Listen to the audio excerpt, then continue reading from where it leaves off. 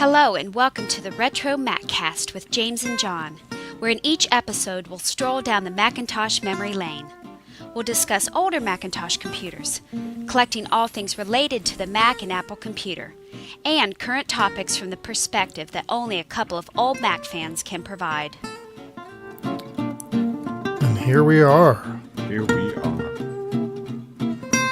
Let's see what kind of gremlins are lurking today. Hello. Last week was problematic to say the least. I had a software update, like a Mac OS update that I did. So fingers crossed. And it's been running all week without shutting down. And I did a little test over the weekend. Okay. Connected to this platform, StreamYard, and had a bunch of stuff running. And I don't know, it didn't just shut down on me. 18 instances of Doom running in Basilisk. I mean, you saw how many times it just rebooted itself. Oh yeah, last I mean, week was crazy. it didn't reboot itself. It legit just power, just boom, just hard crash. And keep in mind that this Mac Mini has been running 24/7 since the first time I turned it on. Yeah. However many years ago that is, which is remarkable. So is that still one of the Intel ones, or is that a? Oh no! It's a M2 Pro. Okay, got it. Which, but it's still. This is 2023, so it's at least 3 years old. Right. I've been running every day. I never turn it off. Mm-hmm. And then it decided, I guess, to make up for all that. According to my union rules, I'm allowed. Yes. Some time off. All right. Let's get into it. Let's go in 3, 2, 1. Welcome to the RetroMacCast with James and John. This is episode 737 for May 18th, 2026. How you doing, John? I'm doing quite well. My notes said 17th. That felt wrong, so I had to stop. It is the 18th. It is the 18th, yes. And what are we doing on the 18th? We're going to look at Macworld Magazine in May 1986, 40 years ago. See what was going on back then. And we've got, what do we have? The usual eBay finds. We got some cool news stories. It's amazing just the kind of things that are popping up that people are doing. Yeah, after all these years. Such a variety of stuff. I expect with it, being kind of a big year that hopefully it's kind of gotten some people to do some stuff they might not have got done otherwise, projects. Yeah, right, to mark the 50th. Mm-hmm. Yeah. Yeah, we are seeing that, aren't we? Maybe we'll continue to see that all year long. All right. Well, let's come back with some eBay finds. All right. Nunez HR, how are you doing? Let me buy yourself out there. Nobody else came back after the debacle of last week. I mean, that was like the worst technical problems we've ever had. Oh, right? Yeah. At least everything could keep going because, none of this was dependent on me being part of it. It made it a pain trying to edit the show, and my audio... I'm sure. Yeah, my audio was just, like you had commented while we were doing it, was just horrible off my phone. All right. It was a really great interview. I mean, that project wow. Mm-hmm. I mean, just something else. All right, let's go to eBay in 3, 2, 1. It's time for the eBay finds of the week. We will begin, with last week's auctions. They had the retro-inspired mouse pad, which got me to break up my shirt that mimics the same design. The diagonal Apple logo with the 6-color stripe. Those are still available for $9.70 each. And then the unreleased developer documentation for the original Mac, 2 binders, sold by Mac Effects. They want a buy it now of $1,800, or you can make an offer. And then the Mac 2, this was one of many Macs that Commander Scott was selling. This particular one was offered for a buy it now of $129.99, and you can also make an offer on that. It's still available. Okay, this week we'll begin with a pricey one. The title is Rare Apple One Computer Clone with CRT Monitor 50th Anniversary.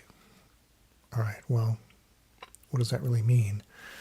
It says it's a fully functional Apple One computer replica signed by early Apple engineer Daniel Kotke and co-founder Ron Wayne. It's a fully functional replica of Apple One with the time period CRT monitor, keyboard, and a card reader with a large library of Apple One programs and games.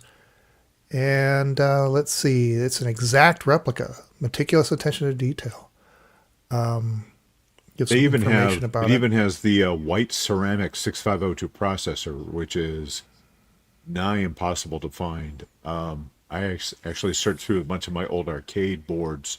Oh, yeah. Which mostly used like the Z80s, but some of them use the 6502, and I was trying to see if I had any that had that white ceramic 6502 processor. And no. Oh, yeah. Those are pretty expensive just to buy them if you can find them. Yeah. Yeah, when you look at it, it looks like an Apple One. I mean, it is functionally, and you see all the period parts on there, down to the lettering on the board, and then of course they got the and it's nicely laid out on that board. I have to say, I like the power brick for it with the. It looks like it's got the.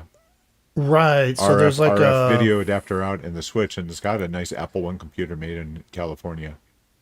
Yeah, so the board on is accurate, and then it's mounted on what looks like a metal plate or something. We've got the additional. I think it's the it's a it's a plate, or at least a sticker mounted to the top of the thing holding the power switch and the RF modulator. That's what it looks like in the upper left corner.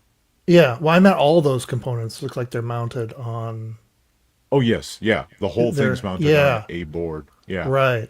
And that looks like it's an Apple. Looking at the the way the screws are, it looks like that keyboard is an actual one from like an Apple II or II Plus. It does look like that, doesn't it? Yeah. Yeah, and actually, it looks like you would want to like lower a case, probably like a clear case over the top of that, right, to show it off. Really cool. And it what comes do with they the CRT, want? Yes, which is also very important. Yeah, an accurate. The seller wants $8,888, or you can make an offer. It ships from San Jose, California. Very cool. If you can't afford an authentic one, well, this is the next best thing. Yeah. Okay, what do we got? All right. Next up, we have a lot of 6 Apple Service binders, technical procedures, volumes 1, 2, and 4 for the Macintosh Apple II. It's pretty much what I just said. I'm trying to see what they've got. A couple of that have got the nice 6-color stripe on there. The rest have kind of a more, I don't know, kind of a blue, generic-y sort of background with a monitor, or a Mac with a person with a screwdriver, but it's more icon-ish looking. Let's see here. Trying to see if there's any, really, there's not a whole lot of information other than that on here. Yeah, they don't show. See if there's any inside pictures. They don't, no. But yeah, the ones with the 6-color markings on it, also with the Modern Tectura fonts, that one is, let's see, one of them is the Apple II family volume 2, and the other one is Macintosh Office. Level Hmm. 1 Macintosh Office Technical Procedures. Yeah. Yeah. I think a lot of this you can find like PDFs, especially these Apple Service Technical Repair. Procedures. Mm-hmm. Yeah, the Sure. repair ones. Yeah. Um, But but I it mean, is if you cool. you might want the original binders from back in the Yeah. day, I would have to say for the 6 binders, it's basically $300, $299.95. Hmm. Not Um, bad. from Akron, Ohio. And I don't these think, older yeah, I don't think ones, that's too bad. yeah, I Yeah, don't the know that older the ones are older cool. ones, I don't know that they've been reproduced in PDFs. Um, but it is wild to see the Modern Tectura font with Macintosh stuff. So what's the Uh, weirdness going on that one binder? It looks like it's almost split in half. I think it's just the design, honestly. Like yeah, I see what you mean. It's like it's segmented somehow. I don't really know what that does. But you see how it's like even a It's fraction of the shorter. size of the Yeah, longer one. Yeah, it's more like a right, right. handbook. And you can see it's So I was stuffed with other stuff in there too. right. It's So I was almost wondering if the top and bottom half opened up separately and there were like smaller, skinnier books or something. yeah, I don't know That's what's going weird. on there. Yeah. Yeah. All right. Okay, we got one more. I saw these. Ooh. These look kind of cool. It says retro Apple Macintosh 512K and classic games ceramic coasters set of 4. The description says where 120K wasn't enough, but a 4x4-inch ceramic tile is just perfect. Fire up your imagination and step back into 1984. Remember when 512 kilobytes of RAM felt like absolute cosmic power? Before the internet, before high definition graphics, there was the glorious, crisp, black and white world of the early Macintosh. This set of 4 ceramic coasters, beautiful high glass tribute to the golden era of retro computing and early Mac gaming. Whether you're protecting your desk from hot coffee or an ice cold soda, do it with the pixelated style your tech loving soul deserves. Wow, Nice what a write write up. up! Is that? I wonder Yeah. if that's AI helped with that. That's it's well done. If it wasn't an AI, credit to the writer. Uh, so these coasters, they just have a couple of their screenshots from classic games like Lode Runner, Dark Castle, And and a favorite of Airborne. yours, Airborne, right? Wasn't that a I do favorite of love yours? Airborne. Well, it was one of the first games that I ever played, so yeah, love Airborne. But the fourth one is also a very cool picture. Yeah, it's Uh, one yeah, a 512K. It's got the 512K Mac. It's got. It almost looks like the cover off of one of the manuals that would have come with the 512K. Doesn't have that look to it. uh huh, and it's got that same diagonal stripe 6 color Mm. stripe with the logo, and then up the corner, like it's got a beige. It almost looks like the Macintosh 512K nameplate is Yes, it's embedded in embedded. there. Yeah, but I Yeah. think it's just a graphical shading thing that makes it give it that look. So yeah, cool idea. And they have this seller has other ones. They have some Lisa ones. I Oh, think that's the all same right. seller. Let's let's explore a bit and see what else we got here. It's retro stuff 80s, and there we go. Look at this. Lots of other stuff. Look at I like these Lisa ones, like an early Lisa Oh, logo. nice. So Yeah. very early 80s. Those are pretty sweet right there, complete with a stand on those. And then look at these ceramic coasters with the Lisa logo. Those are cool. Um, Nice. It looks like they do mouse pads as well, and also new mugs. You yeah. see? Oh, is that this? Maybe Yeah. that's how I know this is the same seller that had that mouse pad that we talked about last week. Ah. That's cool. I guess they got Ooh, all a right, yeah, cool. there's some fun Apple computer Yeah, mouse pads in here. Yes. retro stuff 80s is the seller, and yeah, check them out on eBay. Okay. So the write up on that, do you remember Yeah. there used to be a seller years ago that primarily sold Pismos, uh, and was like Belladonna, Prima Donna was the seller, but they had the most coolest, almost poetry write-ups about the Pismos. Do you remember that at all? Oh, I do vaguely. Oh, I would love to go back and find some of those. Yeah, They legendary. were really well done.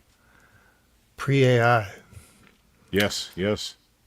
Okay, let's see. We gotta see what Noon's HR says. Got some goods in the mail today. The iCloud book you guys mentioned a few weeks ago, and the Macintosh portal from eBay finds it's a backlight. Oh, what? Ooh, nice. So were you able to get it to boot then? Yeah, I remember that one. That was a good pickup. And then the Oh, book. yes. I think. Did I order the book? I can't remember. I lose track. If I did, I haven't Very received nice. it yet. All right. Okay, let's go to the next segment. I'm gonna stop a sneeze here. Oh. Oh, All right, let's go in 3, 2, 1. All right, we're gonna turn back the clock to May 1986, 40 years ago, in Macworld magazine. Faster and smarter new Mac HFS software organizes your files for fast access. And we'll talk more about that when we get to that part of the magazine. First, we're going to turn to page 13. I know we've talked about this before. I'm always fascinated by the advertising department of Macworld when they decide to run an ad for Atari computers. well, is this for the actual computer? Okay, I thought it was just going to be the software. Because, they did games for the, no, okay, wow. Sure. No, this is a 2-page ad. The ST computer line from Atari. It's already known by the company it keeps, and it's pretty much showing off all the A-list software that's made for Atari, which is pretty much a jab at the Mac because we're still early in Mac days and they didn't necessarily have all the software. Of course, all the screens are in color. Right. She didn't have a right. color Mac yet in 1986. So there you go, trying to steal some customers. That, Like anyone couldn't afford an Atari after buying that Mac back then. Come on. Sure, might as well have them both. Exactly. Let's go to page 27. An article from Dean Gengel called Network Static. Until information services are as easy to use as Mac Paint, the people who use them will remain a minority. And it's always fun to read the perspective of what people were doing back then. There's this Yeah. paragraph that I honed in on. It says, in my experience, many more people make demands of my time through email than through regular email if I let them. Oh, let me back up, actually. Let me back up to the paragraph before that. It says, one of the most oversold capabilities offered by information services is electronic mail or email. Email can't replace all functions of regular mail. Most businesses would not finalize a contract, for example, using email. They would rather depend on hard copy, face-to-face meetings, and overnight delivery services. Isn't that cool? Just the early days of email saying, making for sure what would never happen. Of course, we have DocuSign, all kinds of ways of e-signing things, and that's fairly common now. But these are early days, and, email wasn't a given like it is now. Let's go to page 37. Do you ever see this? I used to always see this in magazines. I was always like, what the heck is this? Right. This is SoftStrip. And they always had these ads, and they had these, it's essentially digital strips, like a UPC code on steroids, Right. where they would You bought a encode software. special, right. You had the special reader unit, right? Yeah. And I guess it would scan. And I don't know if you connected it in your image writer and scanned it like the Thunder scan. Or, no, actually, there it is right there. It's a standalone. Yeah. You can see it right there in that picture. Right. I think you Yep. could print them. I think the Yes. You image can writer print them on was, an image writer. yeah. And you can see that you could, then they would distribute programs. And even right here in this 2-page ad, there's a bunch of programs here that you can scan, which is Yeah. kind of wild. So these data strips right here have little utilities that you can scan and pull right into your Mac, apparently. Yeah, I wonder, it'd be fun to do a history of this, see if there's enough information out there to see how long this lasted, if it ever went anywhere. I got to imagine at some point, there'd be so many strips because the software programs got so big.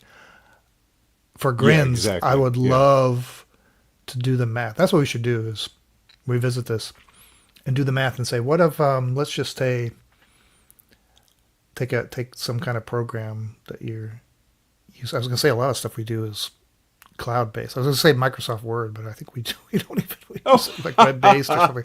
No. Like, what's a downloadable program, right? And then Right. just see how many pages of strips Yeah. Yeah. I that mean, would this was take to still encode.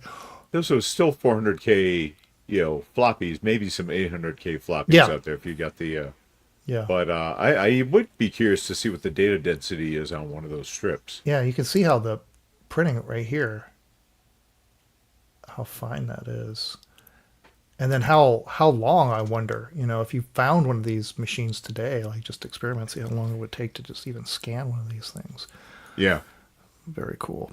All right, let's go to page 90. This was the subject of the cover.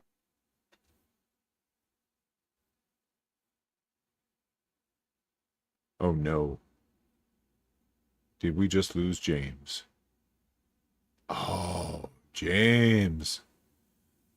Eric, what's up? So, last week, James had an issue with his Mac Mini. 2023 Mac Mini, not that old. Randomly booting. I think during the interview last week, it must have done it about 4 or 5 times. Well, everything was fine. Eric, I'm going to blame you because you just got on. That his system just froze again. All right, Eric, working on a game. Man, we got to have you on to talk about HyperCard. We really do. Well, let's see if we see him pop back up here shortly, or if he ends up having to come back on his phone. Let's hope not. Oh, look, I see a window possibly popping up. Here I am. Well, hello. Well, I guess I didn't solve the problem. It That's okay. just It was crashed Eric's on me. fault. It was Eric's fault. I don't know. I mean, I guess the good news is my Mac Mini reboots and opens all the windows that were open Well, that's before. good. Well, And we need to let's go through this quick before we lose you again. yeah, we'll keep plugging along here. All right. Me, So we're on page let me- 90. yeah, I'm gonna. All right, here we go again. 3, 2, 1. Okay, well that was odd because I just crashed again. It's got to be You know a what? StreamYard or a Chrome thing. Do you normally use Chrome or do you only use it for StreamYard? No, you said you were in StreamYard. You had it running for a long time. Yeah. You know what? I don't know what's going on. I don't know. Anyway, right. let's keep Anyway. this enough talking. Okay, Let's let's keep roll it. going. Let's move to next. I had page. Oh, I was going to talk about hierarchical file system. So I was reading about that, and yeah, that did all kinds of interesting things. Namely, you got real directories with folders. It allowed you to really just have a lot more files and a more efficient It data makes structure. it what we're still using to this day. Yeah. I assume before then, I never messed with the earlier binders. I assume that before then it was just, there were no folders. It was just all Right, it in was just the flat. disk, just like the old Yeah. DOS days, Yeah. double DOS or any of those. Yeah. Okay. All right. Yeah, no folders at all. Every file lived in a single flat namespace. You got real directories, better support for hard drives, and then you now had up to 65,000 files per volume. So really helped with the expansion of storage options coming out at that point. Okay, let's we just got one more. Oops, I'm not even sharing the right file over here. Let's see if I can let's see if I can show the right screen here. And there it is. So a lot of companies were making these fan devices that would fit in the handle part of your classic Mac. Yeah, Kensington, of course, was the famous one that you still see a bunch of those running around. Yeah. Made the lump on top. This one's called the Fanny Mac. Inexpensive protection to prolong the life of your Mac. Cools your Mac by 50 degrees or more. And this one was really low profile. It didn't stick up. This right. Yeah. Still give you a switch on top so you could turn the Mac on without having to go behind there. But yeah, it did sit nice and flush. And of course, we were talking about it. I would have to assume that over in England, Australia, and in New Zealand, that they had a different marketing campaign than Fanny Mac, for reasons we will not go into. Yeah. Kept your Mac cool, I guess, prevented it from shutting down. I wonder if that's I don't know. Shutting down unexpectedly. Oh yeah, I feel like I'm tempting fate right here. Let's I think that's it. We'll just wrap it up with the Fanny Mac. Seems like a good end. All right. Now let's go to the news. The news. Let's see. I feel like I'm in a race against time. It's like it's any second. Any second, it's going to just come crumbling down. All right, here we go in 3, 2, 1. All right, in the news, we've got a new book coming out. Is it out yet? No, July 5th is the publication date by Icon Books for Steve Jobs in Exile, The Untold Story of Next and the Remaking of a Technology Visionary, The Rise of Next Computers and the Remaking of Steve Jobs by Jeffrey Kane. Looks like a really interesting story. It of course, really does, yeah. Yeah, after he lost the power struggle with Scully, decided to run around a bit and then embark on founding another computer company, because that's what one does. And Isn't this also the period where he bought Pixar, or is that? Yeah, so that was all. I mean, that was all after he left. Right. Part of that. Well, yeah, Pixar would come after he was in Next, and then and then sold. Obviously Next to Apple, and then for a while was CEO of both Pixar and interim CEO of Apple, and so on and so forth. But yeah, this was his maturing phase, where he came back, the new and improved Steve Jobs 2.0. So it sounds like a cool book to read.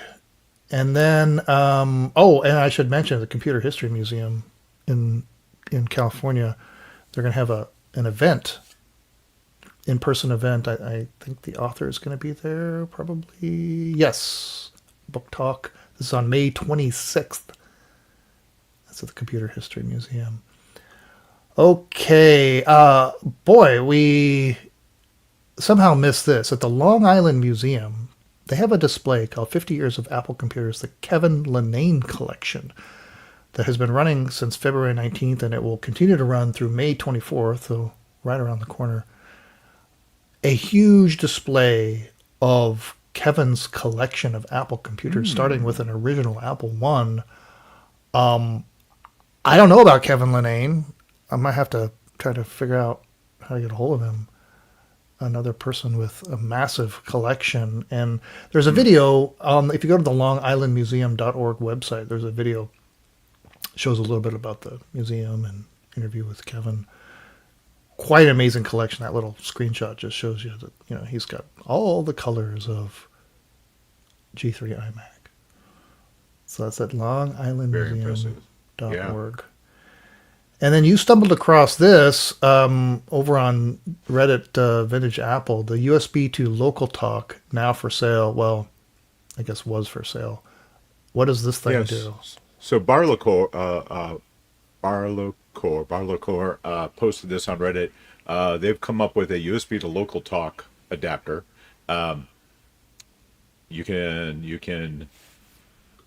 You set up the server software on your new Mac or Linux or Windows, and you plug in a serial cable into your original Mac all the way back to the 128K.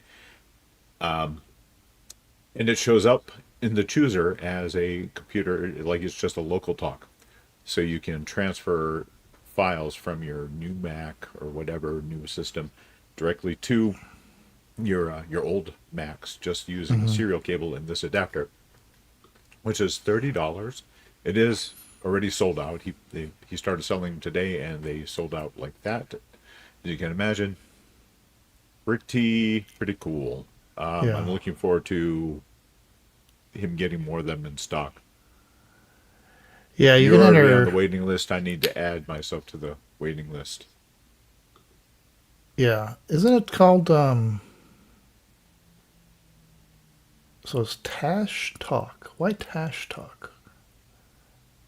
Is that what's that? Well, the reference? board design of the firmware was by Tashtari, Oh, okay. All right. so it must be part of their name, Tash. Yeah, cool. Yeah. All right, and I think that was it. That's all we got. Yes, So yeah, there get you on the go. waiting list. You'll want one of these. I'm going to try to get one myself. We'll have to do a little show on one if we can manage to snag one. All right. Gosh, did we make it to the news without me crashing? I think we did. And let's end the segment before it crashes, ending now. Okay. Okay, we did that. Okay. So for so next annoying. week, just so you know, for next week, Monday is a holiday Yeah. here in the States, so I will So- not be available next Monday. Okay. Yeah. So noted. All right. Let's go in 3, 2, 1. All right. That about wraps it up for another episode of the RetroMacCast. Next week is a holiday here in the States. We have Memorial Day. Kicks off the summer season for us and the influx of the hordes of, we call them tourists, is our endearing mashup of terrorists and tourists. And so we're gonna take the week off. I guess, John, you have plans. I got plans. All right. I don't want to interrupt your plans, so we'll be off for then. We'll stick around for the YouTube audience. I got some stuff to show if my computer Okay. cooperates. You should come join us on YouTube on Mondays at 7 p.m. We are. Let's look it up right now. Let's look at our YouTube page. Oh, see if I can load it up here. We are sitting at 993 subscribers right now. Ooh. 1,000. Can we get 1,000? Force a few of your friends just to join, just for funsies. Or just make up some accounts. Whatever. Email addresses are free these days.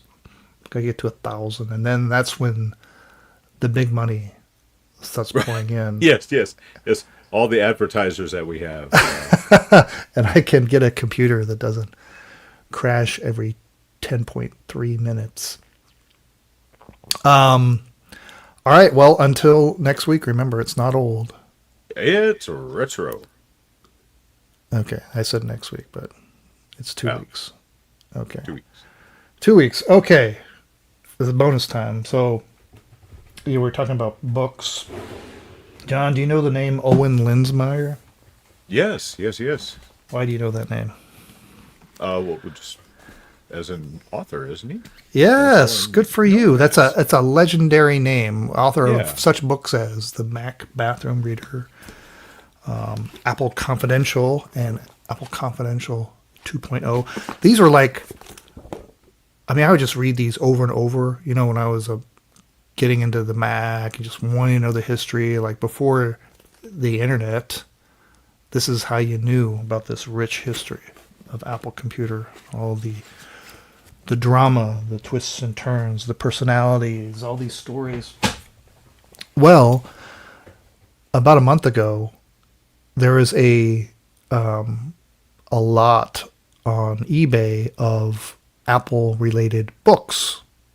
Not these books, but just Apple-related books. And a lot of them were autographed, and I didn't even pay attention. All I zeroed into, it was a lot of cool books. Most of them I already have. But there was one book in there particular that was rare, and I kind of wanted another one just because, whatever. So I went ahead and just bid and got the whole box of books. Okay. Well, it turns out that the books were owned by Owen Linsmeyer. Oh my gosh. Yeah. Well, all right. So he essentially sent me his Apple book collection.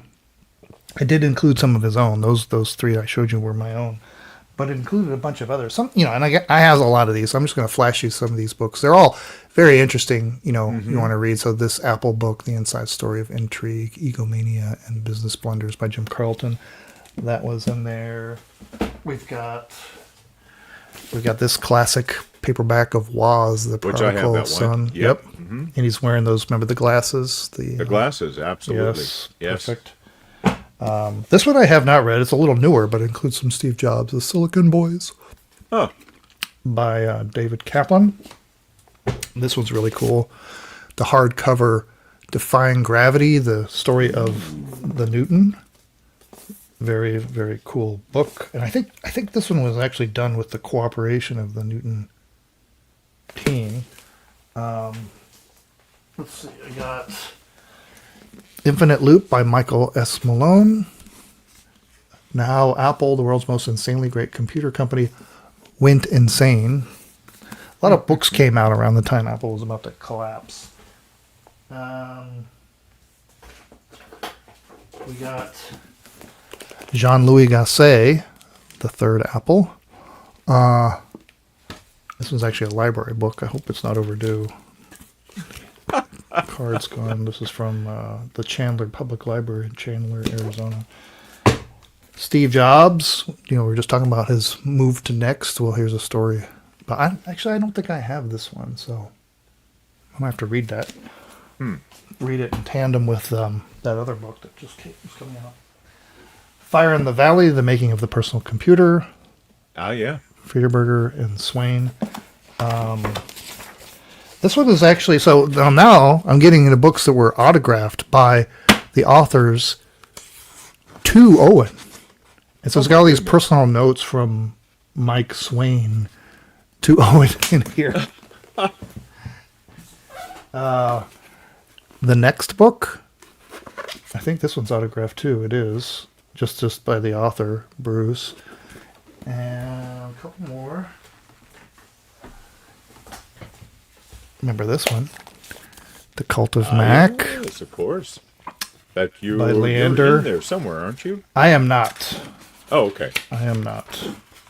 I talked to Leander one time at Macworld, and he said he was coming out with or he regretted that he didn't know about us before he came. And then he talked about getting us in the second one. In the second one, yeah. And then it didn't happen. I don't know what happened. We must have missed each other's emails or something. But yeah, so it says to Owen, cult member extraordinaire, signed Leander from November 9th, 2004. Can you imagine that was 22 years ago? Look, Revolution in the Valley, yes. The Insanely Signed Great of by How the Mac Andy? Was Made. Signed by Andy, I think. Yes, for Owen. I really appreciate your Mac histories, Andy Hertzfeld. And three more. The Apple T-shirts book. It's a compendium of all the cool shirts that Apple. Fantastic. Well, that would be a good checklist for you. Well, I have this book already. It says, Owen, you've been an inspiration, Gordon, the author. So we got that one. On the firing line, my 500 days at Apple, Gil Emilio. Ah. It says, Owen, to a new friend, enjoy the journey. Gil Emilio, March 24th, 1999. So this one's autographed by Gil. I mean, how much is that worth? Oh my gosh. Cannot be calculated how much that is worth. And then finally, the whole reason I got the box was so I could get another copy of my favorite books, Apple Design. Oh, very nice. We talked about Apple Design last week with Scott because his prototypes were featured in here, but just a beautiful book of Apple Design. So, here we go. Cool set of books for a couple $100. Very good. All right. Well, thanks. Looks like we had other people join in. Retro Techie, Eric's Edge. Thanks everybody for jumping in. Yeah. Do we miss any questions here? John, did you buy anything from last week? Yeah. I don't think so. Well, but Retro Tech, you should be happy. You did buy something off of eBay. So Was that Retro Techie? yeah. He's the instigator who's always trying to get us to spend our hard-earned money. Yeah. All right. Well, thanks everybody, and I think we almost survived. We'll see. We survived my computer not rebooting. I killed a bunch of apps, but there's no way, the way everything's designed, that one of these apps should be taken down, right? So if your computer is crashing, that's like some serious stuff going on. I don't know. All right, well let's close it out. Play some music. See everybody in 2 weeks. Bye.